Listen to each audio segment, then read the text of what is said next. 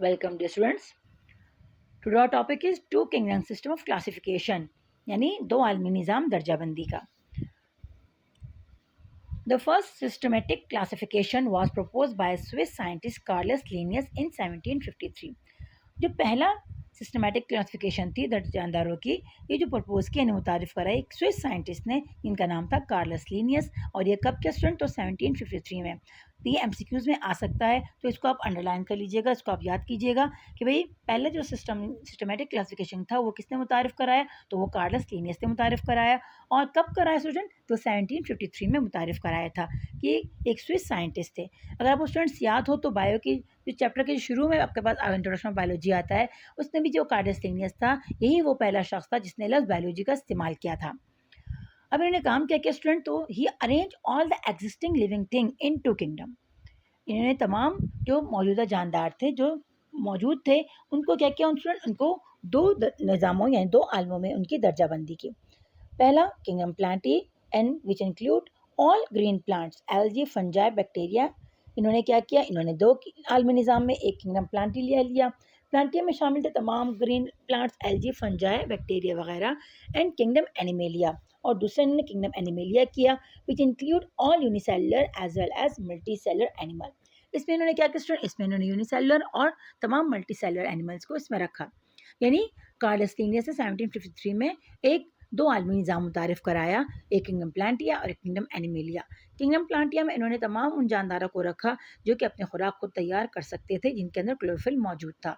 और kingdom animalia में इन्होंने तमाम एनिमल्स को यूनिसेलुलर हो या मल्टी सेलुलर इन्हें रखा.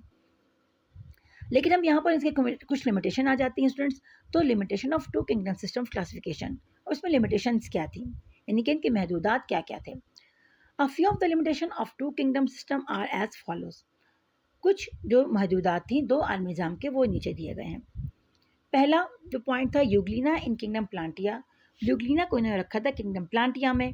Euglena have plant like characteristic chlorophyll.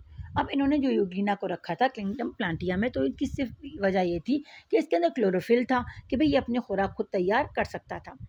As well as animal like characteristic, लेकिन इसमें एनिमल लाइक कैरेक्टरिस्टिक भी थी कि इनगल्फ फूड इन डार्कनेस, कि ये अपने खुराक क्या करता था? इनगल्फ यानी निगलता था अपने खुराक को अंधेरे में. एंड लेक सेल वॉल, और इसके अंदर सेल वॉल भी नहीं थी. यानी जब रोशनी होती थी तो ये अपने खुराक खुद तैयार करता था, लेकिन जब अंधेरा होता था तो फिर ये दूसरे जानदारों को इनगल्फ करके अपनी खुराक हासिल करता था.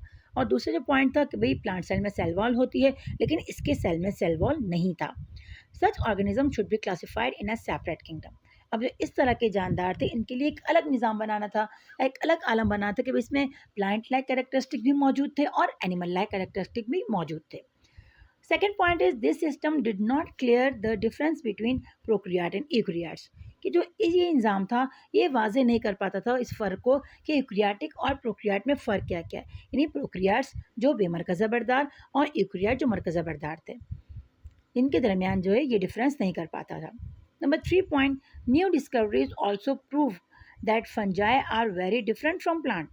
जब नई दरियाफ्त हुई तो इससे ये भी साबित हुआ कि फंजाई जो ये प्लांट से बहुत ज़्यादा बिल्कुल मुख्तलिफ है. So should not be include in kingdom Plantae, तो हम इसको किंगडम प्लांटिया में नहीं रख सकते. Plants are autotroph. प्लांट क्या है? ये ऑटोट्रॉफ यानी अपने खुराक खुद तैयार कर सकते हैं. वाल फंजाई आर हेटरोट्रॉफ, लेकिन फंजाई क्या स्टूडेंट्स? ये हीटरोट्रॉफ है. यानी हीटरोट्रॉफ वो जानदार जो अपने खुराक खुद तैयार नहीं कर सकते, दूसरे जानदारों पर इन्हिसार करते हैं अपने खुराक के. They get their food by absorption, और ये ऑब्जर्प्शन से अपने खुराक हासिल करते हैं.